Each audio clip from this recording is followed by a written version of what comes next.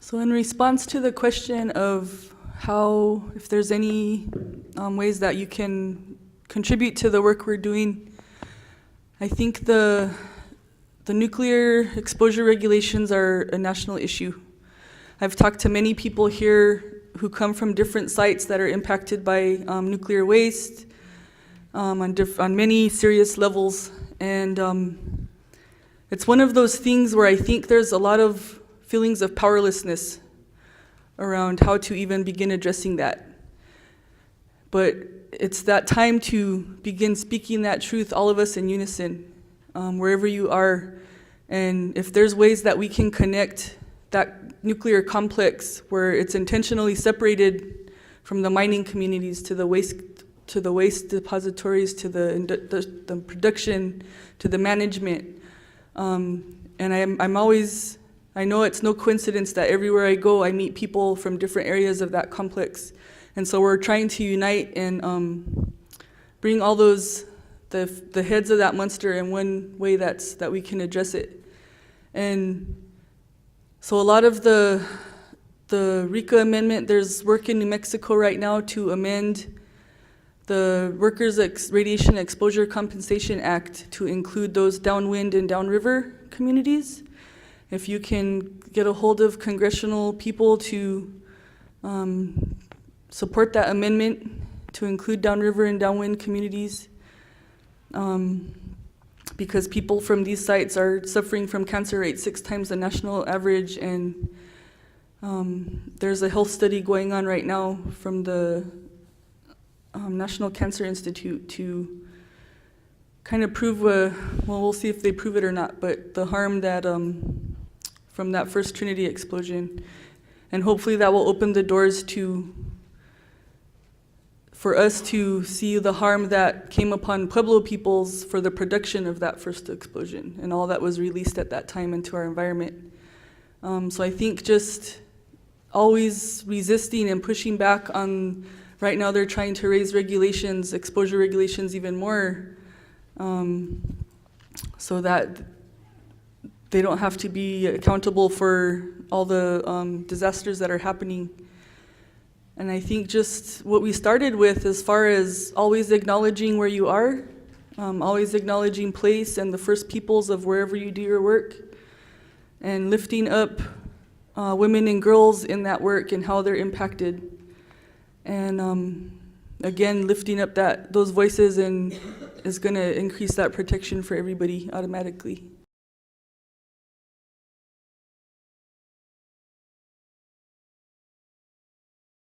I've toured investors in the tar sands and also spoken to investors in Norway, Sweden, and Denmark.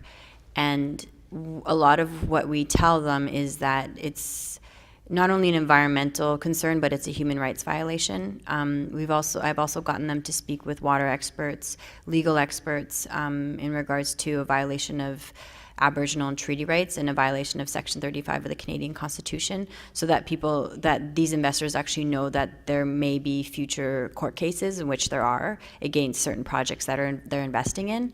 And so that's been really helpful in certain ways, so they understand the risks of their investment. And so we had Swedbank was one of the number of investor companies or firms that came to the tar sands, and they eventually divested from the tar sands in their corporate responsible investment portfolio, because they realized after they toured the sites and came actually into the communities that I brought them into, that they were like, oh, this is actually, she took me aside and she's like, this would never happen in Denmark, you know? So there's ways to kind of expose them to the truths of it, but I think it was just showing them community and then showing them, also a lot of other experts agree with us in terms of, you know, how it's affecting climate change, and with James Hansen coming in and, you know, supporting the work and calling the tar sands a carbon bomb. So there's been different ways that we've been able to do that, and also what we've done as well for some of the shareholders meetings is going to them and bringing Indigenous communities that are from those impacted zones and bringing them into those shareholders through proxy. And so, myself and other people I've gone to Shell AGM in The Hague and BP in London and Statoil in Norway and the Royal Bank of Scotland, which is like a top 10 financier in the world in Scotland, and the Royal Bank of Canada, which is the #1 financier. So we've actually gone after some of the financial, funding for tar sands extraction. So that's been really helpful. But I think trying to show all the rationale of why it's not, their corporate responsibility portfolio is actually bogus. You probably heard the Norwegian pension fund that divested. So when I met with them probably 5 years ago, was maybe 400 billion was their citizens fund, and now it's $1 trillion. And they've divested in the past year 104 companies, including tar sands companies and coal companies. So that was a pretty amazing thing to see. And then also the Church of England people have heard that, which was cool to see as well. Solar. No, that's like the next, economy essentially. And there is, I think, from what I've been going into different, I just attended and spoke at a renewable energy finance summit in Alberta. And so people are eyeing solar. It's like the next big economy. And it's a scary thing, in my opinion, in a certain way, because we don't want the corporations to just continue to monopolize our energy systems once again enslave us and control those systems. So what it is really about is decentralizing power systems and community-owned power. And if we don't get that investment here and now, it's just going to be corporations realizing, oh, this is our next thing to invest in, and that's a scary thing. And so it is about finding investment and good investments to bring into our communities to build in the co-ops that we need, that you see in Germany. So I think there's those types of things that we need to consider.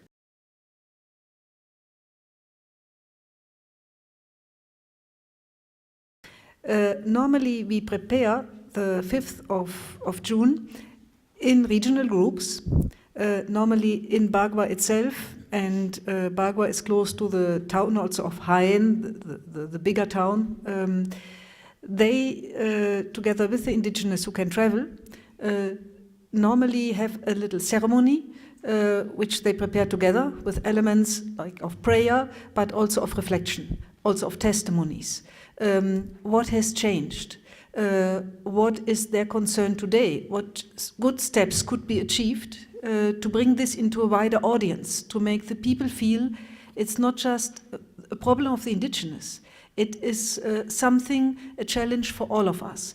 So we, throughout the different places, we have a ribbon and for the campaign, and it says, in Spanish it says, Yo soy Bagua, I am Bagua. Bagua has to do with me, not just with the other ones.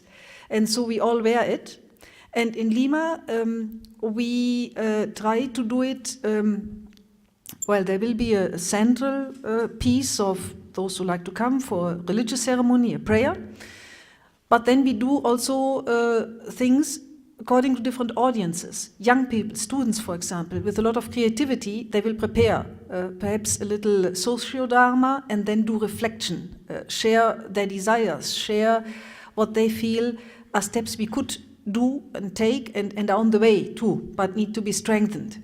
Insights they gained, questions they have also sometimes to politicians, sometimes to other members of society, so that you have a more open debate. Say, here we invite you, there is something, a way we have to prepare together.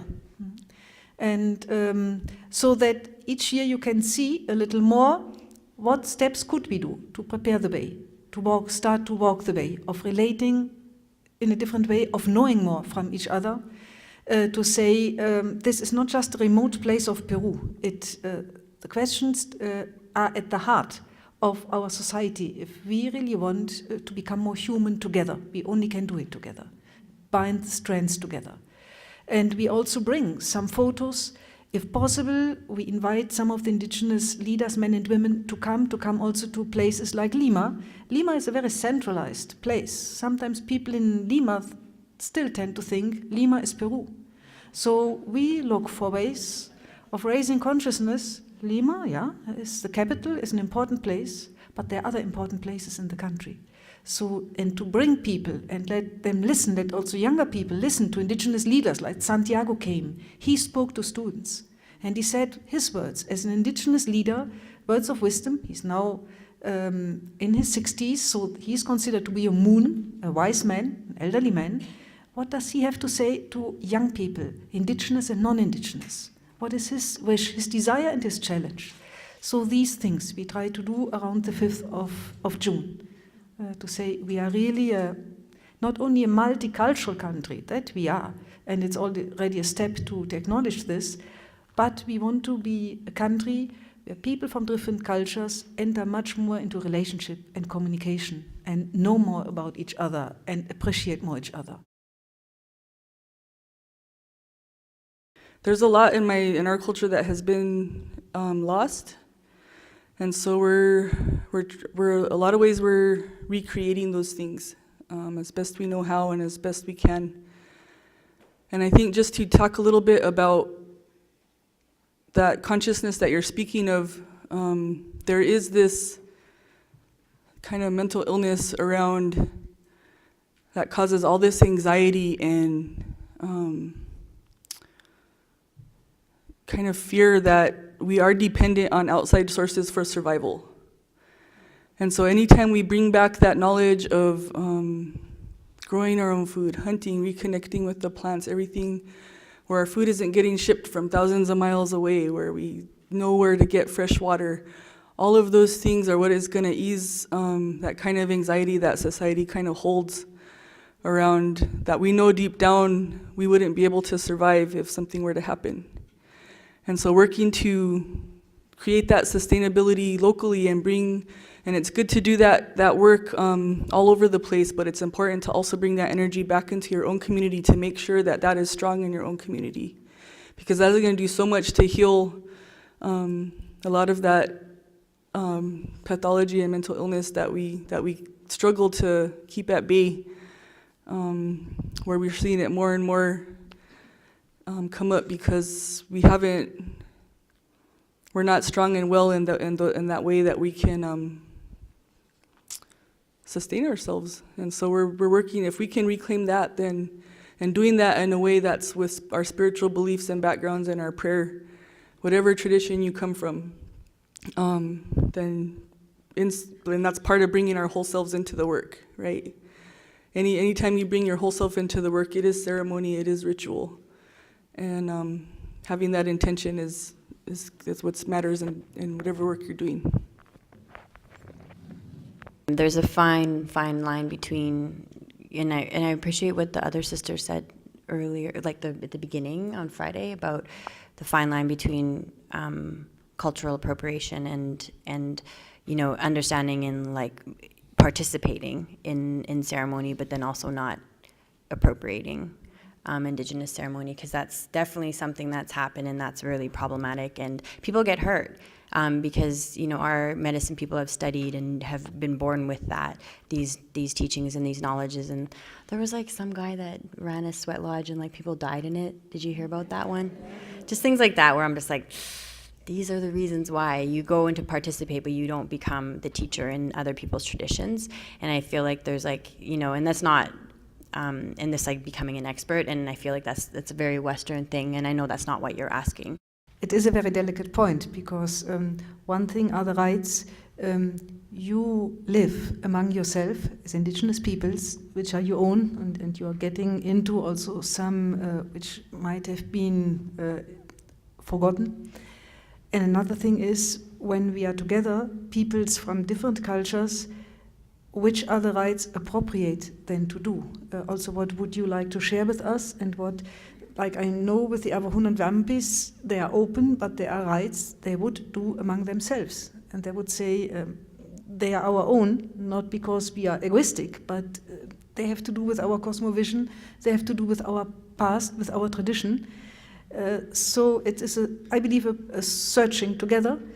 What we have seen can help sometimes when we are a culturally mixed group, that you, for example, have a moment of silence where you become aware of all together where we are in this place, and that then an indigenous person of this region is the one who explicitly welcomes us, which helps us all to be aware this is not our place, but we are in the place of somebody else, and this person welcomes us, gives us permission to be here. The first step in that consciousness in bringing the young people in the society that are non-Indigenous and a part of the settler history is that there's this amnesia, and I feel like that's what disconnects people so much, because it's like an erasure of history, and because of the patriotism and all of patriarchy as well, like it's like, no, this is your identity, but it has no roots in it. And so I feel like the first step really is the history, the reteaching of history to young people, because I feel like if you don't acknowledge your history, you don't know who you are. And in acknowledging the history of the land and the people of those lands, and like you were saying, the recognition is one good step in it, but also knowing, not hopefully the people, because I've heard about that, and then some of the other stuff that I heard was, is that they just acknowledge it, but they don't actually really know much about those people and who they were and how to actually pronounce their name, and what the actual history of this land was, and who was, the genocide that happened on this land. So it is acknowledging the ancestors indeed, and you'll see a lot of Indigenous peoples, that's a part of what I do when I go to different places. Where am I, what ancestors are buried here, and those types of things, and making the proper offerings, especially if you have tobacco, and if you forget it, that's a problem. But yeah, so it is, I would say that's definitely a first step of grounding people in their connection and their belonging and their understanding of who they are in identity, is a first step. And then recreating the ritual, I think, too, for people, because Western society is so aspiritual sometimes, even though it has a spiritual tradition, it's, a lot of times it can be void of the spirit. So I don't know if that's answering a question, but it's just some reflections. Thank you, Melina. It's been an honor to be amongst such esteemed elders, and sometimes it's uncomfortable to be up here speaking when I feel like I should be listening to you all.